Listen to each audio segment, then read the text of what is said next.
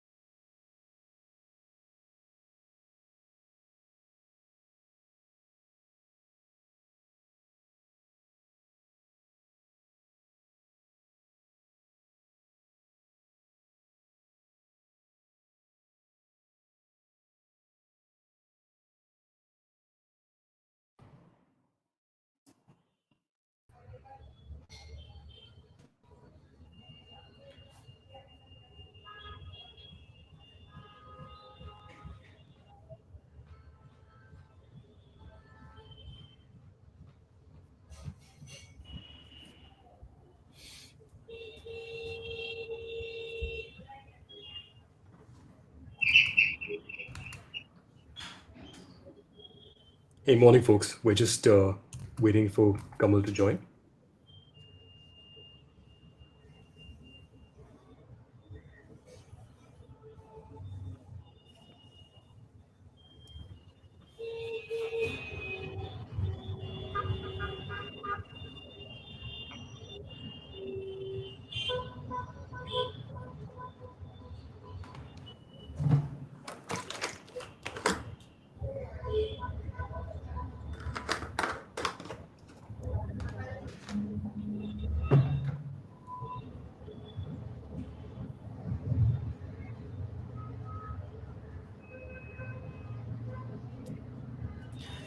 So I think we can probably get started anyway. Sorry for the slight tech challenges, folks. So with that, morning all, and welcome to the topic of the rise of pay-per-view in the OTT market. Now, pay-per-view is a fairly new concept because when you think of OTT, you think of primarily your ad-supported video on demand, or to a lesser degree, you think of the subscription-based video on demand. But pay-per-view is something that is fairly new in this space, and that's why I'm really keen to hear from our fantastic panel in terms of the experiences they've had in launching and experiencing pay-per-view. So with that, maybe Zubin, I can start with you to just take us through some of your experiences of launching pay-per-view, because you're one of the early pioneers in that space. Yeah, thanks, Prithvi. So Shimaru Me, we of course had launched in about 2019, early 2019, and in 2020 we actually, just around the first lockdown, we launched India's first PPV model, where we promised customers of a movie first time on digital, direct to OTT, before theatrical release, and charged on a per use basis. So literally like a TVOD or a pay-per-view model. And we ran that for about 3 months, and it was pretty successful. People were quite excited about the whole thing. But when we compare it in comparison to what SWOD is doing to the entire base and how it's carrying the entire market, we definitely see that there are certain challenges that PPV has. So let me just you know expand on that.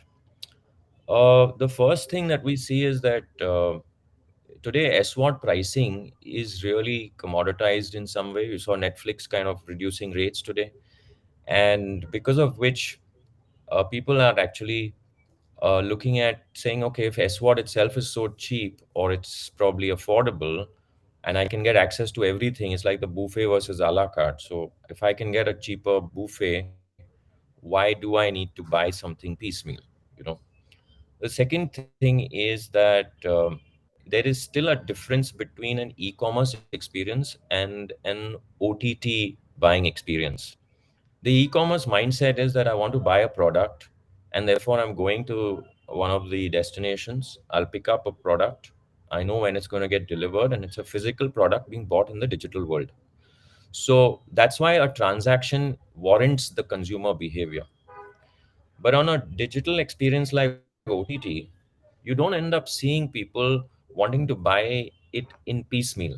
It's like saying I buy a newspaper once a month, or anytime I want to buy it, I just buy it off the shelf or once. And even if it comes to me every day, I pay the guy every day when it comes to me. That's a little off the entire customer experience itself.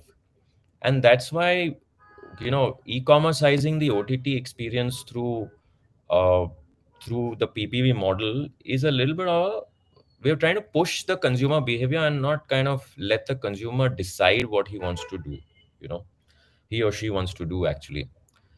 Uh, the other point that I can also talk about here is maybe I'm sure you'll be talking about it, is that there is certain competition, and the biggest competition to any monetization on OTT is piracy, undoubtedly. So when people are actually taking a particular piece of content, there is definitely a lot of content that's probably available. Now, if they take a subscription of a particular platform, then one or two pieces they might find somewhere and say, okay, chalo, I got this somewhere free, but the rest of the content is still tightly locked and all of that is fine. So therefore, S-word is preferred over T-word. Having said that, piracy itself needs a lot of other two very clear tracks that need to be pushed. One is, of course, a constant evolution on tech and being one step ahead of the so-called hackers, and the other is some sort of policy and industry framework that probably gets a little more tighter on cyber laws related to piracy. One case in point I just want to also reiterate is that we keep talking about one big so-called PPV example being Radhe.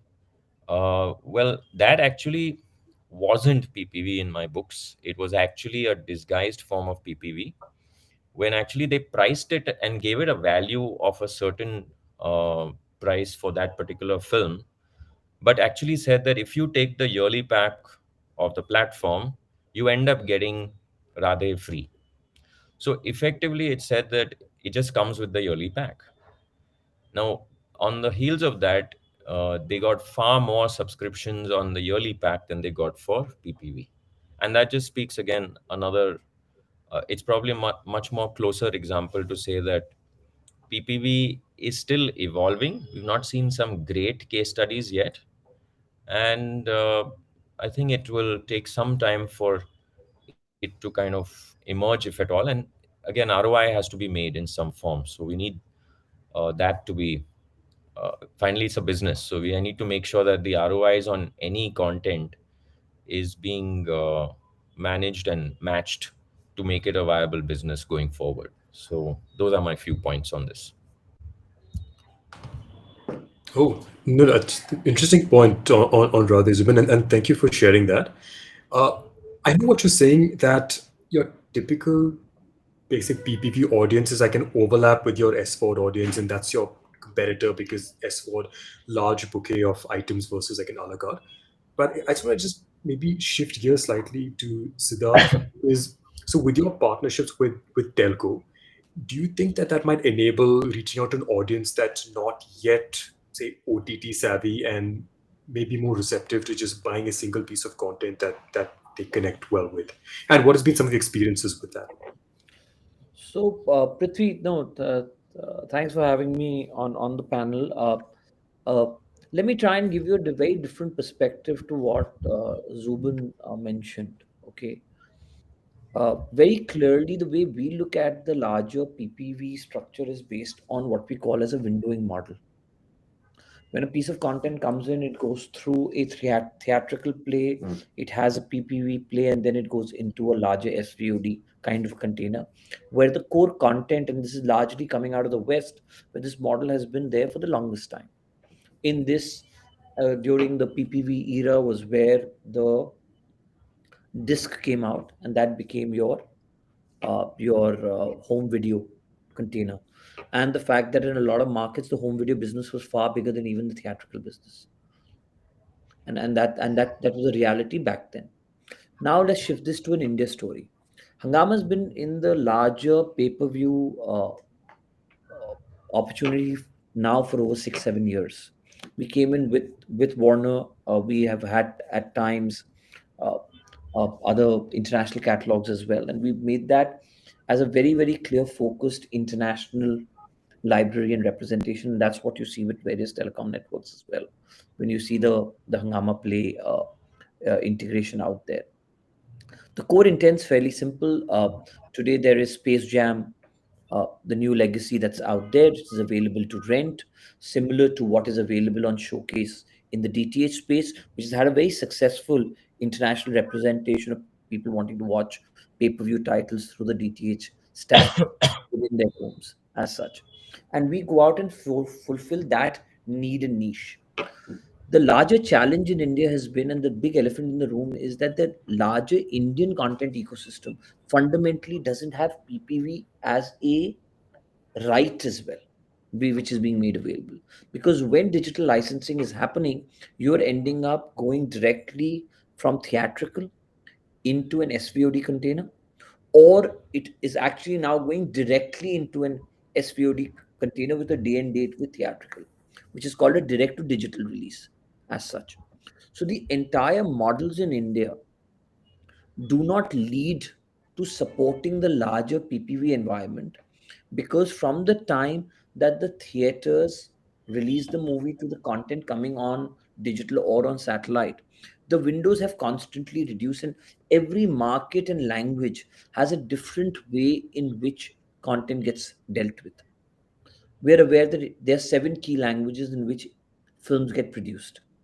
Each of these languages have very different models in which they go out and deploy the content, be it across theatrical, across digital, across satellite. There are different ways in which the licensing gets stacked up here.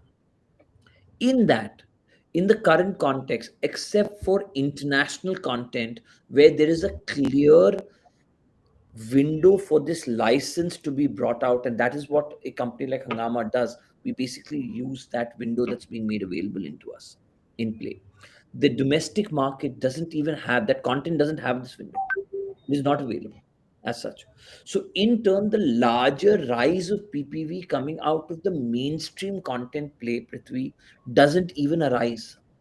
It is not about a customer not understanding OTT. For me, if he understands an SVOD piece and he's getting a latest film today on pay-per-view, if he sees the merit in wanting to watch, he will watch it because he gets to consume it within the same container that is there.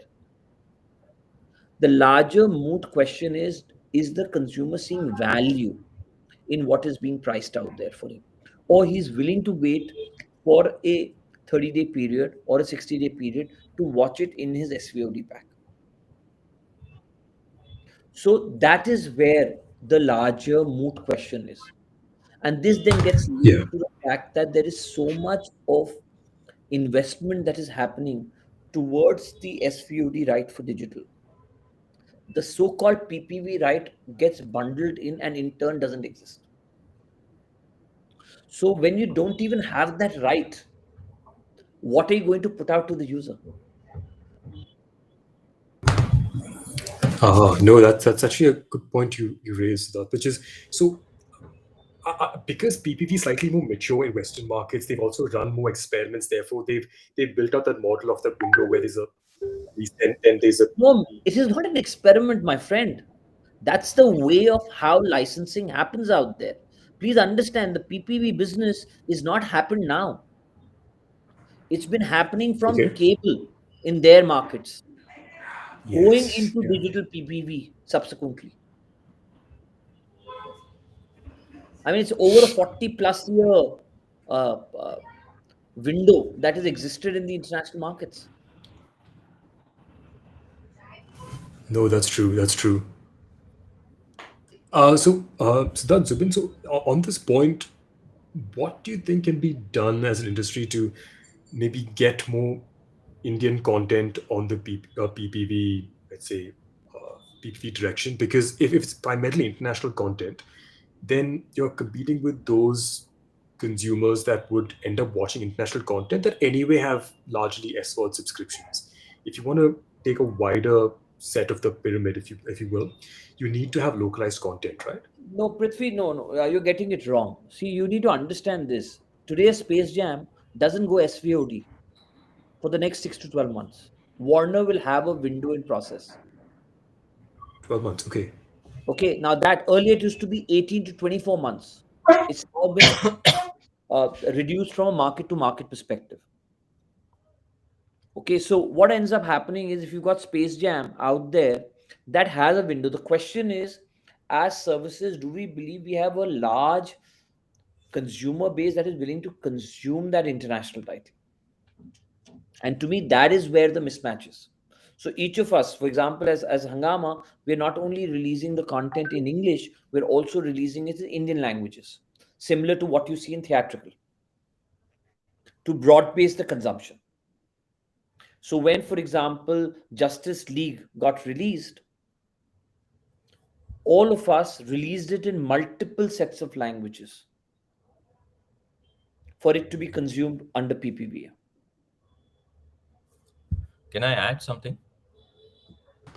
Oh, please do, Zubin. Yes. So Prithvi, I'll give you a little bit of a case study what we've done recently. So we've launched a B2C play in a regional language like Gujarati for right now, and we'll be launching a few more pockets of regional as well. Now in the regional space in Gujarati, we have a promise that we give to our customers, uh, which is that every week, firstly, of course, there's a big library of almost 500 titles that are already available in Gujarati on the platform, number one. And number two is that we promise the customer content, new content, something new, first time ever, watched on OTT, never come on any other platform, and it's promised at a frequency of one new title every week. So either it's a natak or a web series or a movie in Gujarati. Our proposition to the customer is you pay us 750 and you get all of this great stuff. Plus, you get all our Bollywood catalog and everything. So, our entire content, the OTT subscription, Shimarumi subscription, is priced at 749. Now, if I take 749 divided by 52 new titles, that comes to a barely 15 rupees a title for on a per use basis for the new piece of content. Okay. Now, in no chance in hell can we ever price this at 15 bucks and still expect the same volume of customers to come in on week basis to pay for that content and buy that subscription, buy the TVOD of that same model. So we can continue coming in every week with a new piece of content and saying now, uh, buy this, but they will say no, and I want something which is more turnkey, which is S word. Now, again, I'm on the trip of saying that steward is good for sampling, but eventually people will want to take a larger subscription to come into the entire forum of say I can use what I want. It's like that.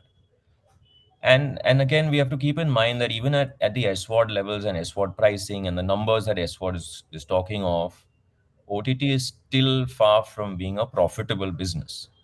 Now, if you talk about PPV is a far cry in making OTT a profitable business, both in terms of cost and in terms of recovery. So that's why, I mean, there's still a lot of work to be done in the PPV space.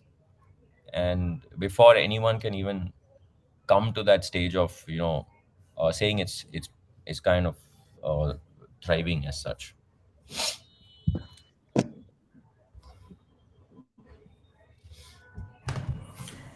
Wow, no, it's a lot more challenging than I thought when we first started this. It's a pretty uphill task here because it's a question of getting the pricing right. Too high and you won't get conversions because people would rather go the S4 route.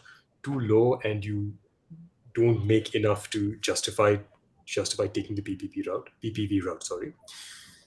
Uh, so any so what would your recommendations be then for the industry? Like aside from sampling, what could be the benefits of pay per view, and what should we try and work towards? I think live definitely is something that will work on PPV. So you can sell a match on PPV for sure. You can sell match tickets. You can sell a concert on PPV. You can sell a live concert digitized. So anything that is time bound and that needs someone to come in and pre-book and then say, okay, I'm going to come and watch it. There, the it kind of goes in back to my first point about consumer experience. Saying I don't mind paying for this because I know it's time bound and I need to enter to watch, consume, and go. You know, it's not that it's there on watchable media, and I can come in on a Saturday and watch it. No, I cannot make it on Saturday, so I'll come in on the next Friday and watch it. But again, on a piecemeal, that is Yeah, something that will yeah, not work. But live will work because it's appointment based, and especially live, which is more aspirational live and premium live. So that's where I see live can work for a PPV model. But again, live has its own. It depends on what you're getting on live, rights, cost of rights, and managing the tech on streaming that. There's a fair bit of infra and content investments in managing a live stream. Uh, so to that extent, it's a good case for PPV from a consumer standpoint, but the economics need to be worked out. Prithvi, I look at it in a very different manner. For example, uh, niche content which is there, and the consumer doesn't necessarily get that in other formats of media. And if he wants to consume it, he will reach out and he will consume. That's what we've seen in the pay per view stacking that we've done on Vodafone as well, the V service in play. There are also very clear genres of content that really do well because a lot of this content may not be for family viewing. For example, horror as a category does extremely well on PPV. Some of this content doesn't even come to theaters in India, not because of anything. It's just that the markets are too niche for a theatrical release of that content. But we end up bringing that in through the PPV route. So let's say if there is an X, uh, uh, let's say a X studio out there, the studio may be releasing, let's say, 20 films a year. But of that, only 12 or 13 would come as theatrical releases in India. There would be another seven, which could be under romance, comedy, horror, certain kind of content that they don't see that it will have a large theatrical play. But we, as part of the right that we have on PPV, we get access to that content. And we are able to release it within the PPV mode. So, for example, the Conjuring series have done extremely well with us here because they came under that entire horror category or genre. So content can also play an yeah. interesting part. Okay. It is not necessarily that it needs to be out and out mainstream. Having said that, Justice League did extremely well as a PPV title. Okay, and without doubt, sport, live uh, live shows when it comes to music, all of that has value because the customer sees that as a live finite value and is willing to purchase that event. So it literally becomes an event pass. Yeah, yeah. No, so it makes perfect sense. If I had to say codify it, right? One is the time bound Zubin that you spoke of, be it sporting event or music festivals, concerts, and the like. And Siddharth, like you spoke of, Also, alternatively, the content needs to be either so massive that it's got so much momentum and people want to watch it right now, be like, fans of that content. The Snyder Cut of Justice League is a good example of that. Alternatively, it has to be fairly niche, that you have a small audience that can't consume it elsewhere, and this is probably the best route for it. So it's not like a one size fits all. It's like different missions for different use cases there. Yeah, and not only that, Prithvi, the other play is that how are we stacking up each of our services? So we are fairly clear. Our pay-per-view stacks are independent of our SVOD container. They come in the same container, but there's a very, very clear distinction of rent vis-a-vis available on PPV vis-a-vis what you get as part of SVOD. Yeah. So you No, make the distinction and let the consumer make that choice. If he sees value in that, it is a try and buy. The person gets to see a certain part of the start of the movie. If he likes the movie, he has the ability to purchase. And then the film made available for 48 hours into him. But Prithvi, my two bits on this again is that think of it from a producer's point of view. Okay, he's invested an arm and a leg in kind of creating that piece of content. Now he decides, lo and behold, to say I'm going to come on to digital first on PPV, and then I'll move it to SWOD. But the moment you put it on PPV or SWOD doesn't matter. The pirates are all there waiting like hungry vultures to grab it up and put it up on the open internet. So, I mean, within a matter of a few minutes, you can see your content up on Telegram.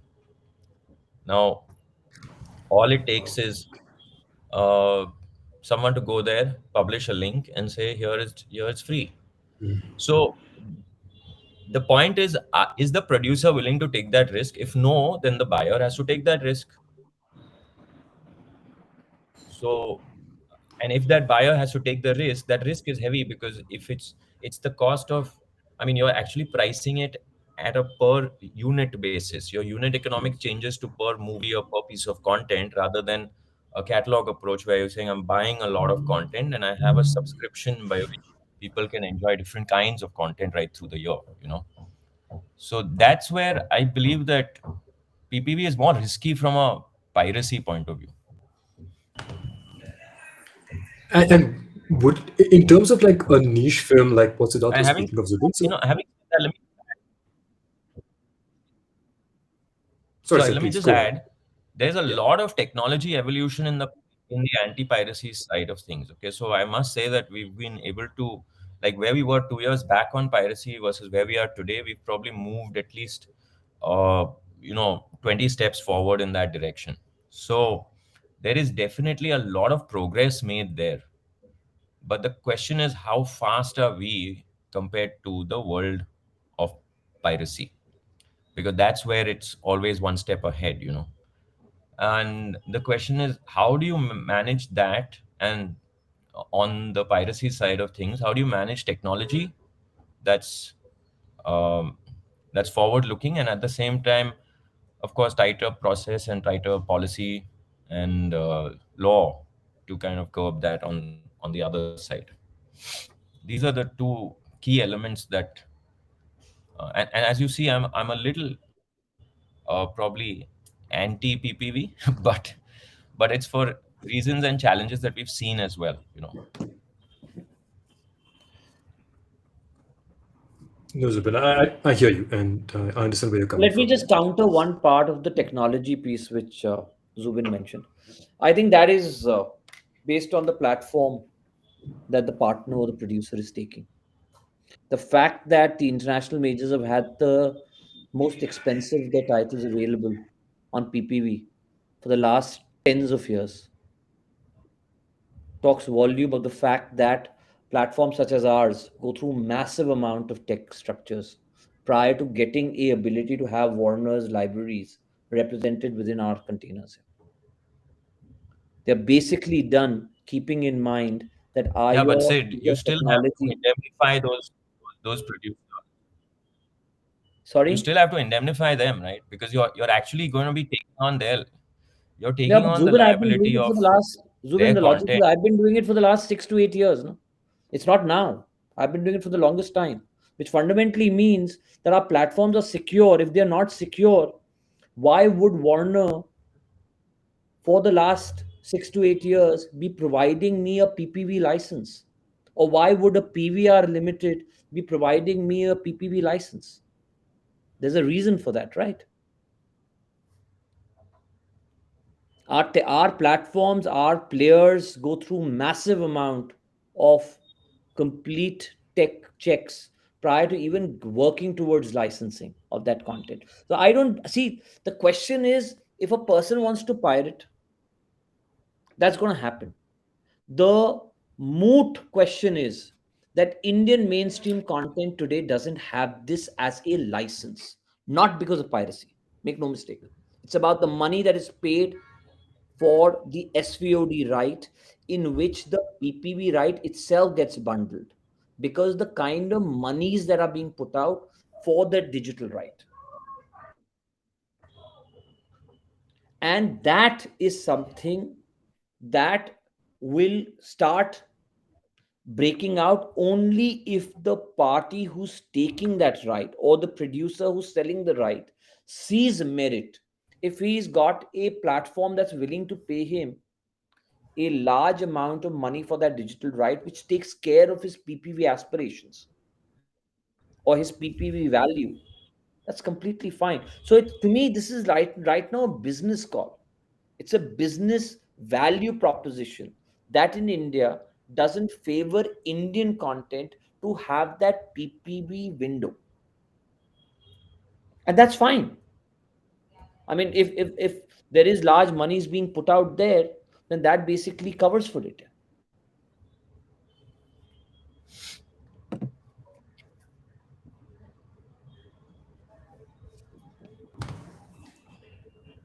Yeah, no, again, I'm just absorbing a lot of this because it's so new, and again, these challenges are something that we don't get to see on the other side of the curtain, if you will. Um, so the thing is, from by what you're saying, because Western content is already available in PPP, and it's a proven model for them. We've got a lot of Western content that again gets dubbed and gets distributed. Um, any any advice you would have for Indian producers in terms of maybe being on the fence of whether they should go the PPP route or not? I know you spoke about the windowed approach. So what's going to end up happening is there's going to be a lot of content that will get created by Indian producers, which may not even get a digital SVOD. This thing, the right being made available, because they're not being able to put that out. If they believe through a PPV model they're able to bring out their content and then are able to drive discovery of that layer, that could be an interesting way, but that then goes on to niche. It's the same way how this would be the right that you'd be talking about when you go to satellite. The fact that India makes 1,500 films a year across 17 languages, and the fact that there would be at least 800 to 1,000 films made in the 7 key languages, we are all aware of what percentage actually gets bought by satellite. There's a very large part of that container that still is lying in the can. And what has happened in the last 18 months, the fact is they're not also getting theatrical, which is technically a rev share model. I mean, the producer takes all the risk because he puts it out on a revenue share with the exhibition being put out there. So the logic in this is that that could be an area, but the question is that will that cover his cost or the production of making that, what is Zubin was saying. I mean, he'll need to do the math, because I can state this to you that PPV alone would not necessarily be able to take that, because in India this ecosystem doesn't necessarily exist. It's exists to a very niche set of consumers who largely buy into international top of the line content because they want to see it within the vicinity of their comfort, and may have not watched it on theaters, and see that as a window between when it comes on SVOD or when it comes on satellite. So it's a need gap that we end up fulfilling.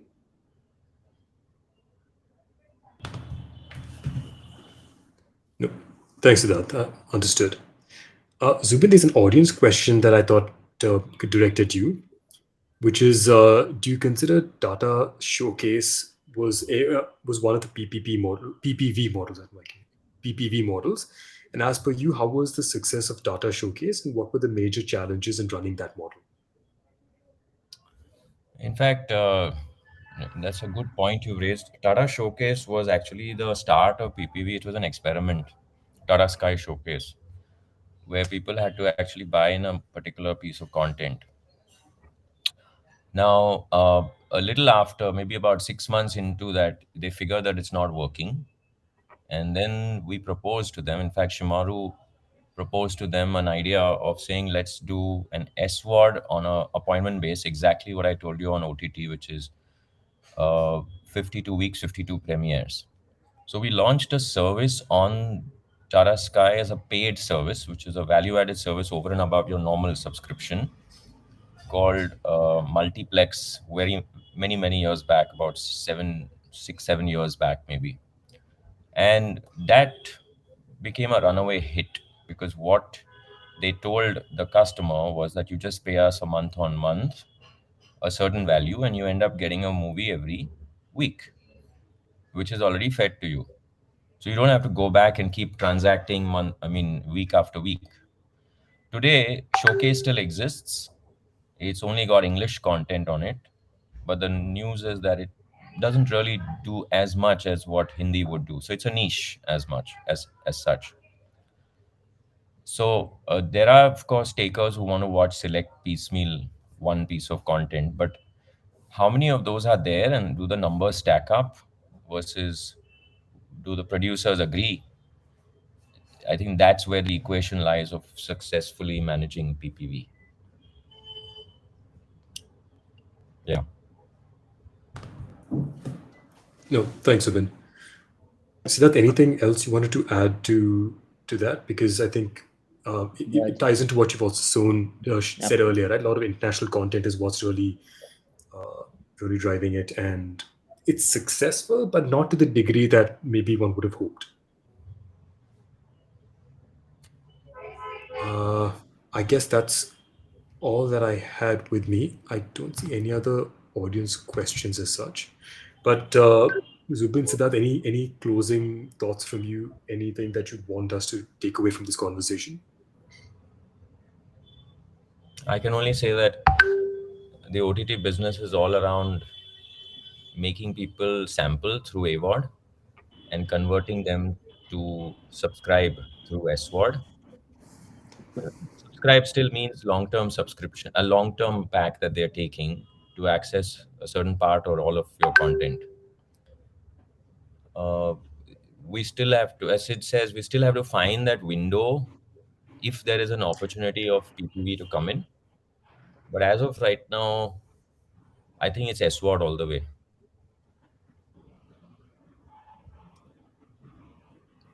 The way Okay. I look at it is fairly simple, Prithvi. It's a specific right.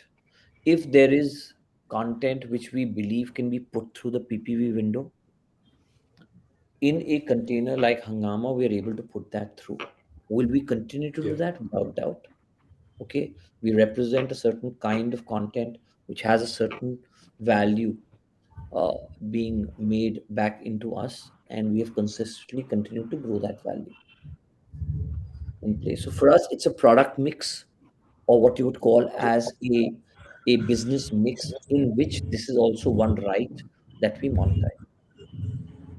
And are we committed to that? Without doubt. The fact that I will be over the next literally uh, a couple of weeks, we'd be also announcing a very large, one more large international partner being brought in on PPV, is our way of stating that we see merit in this specific right, and we will continue to exploit it till it makes commercial sense.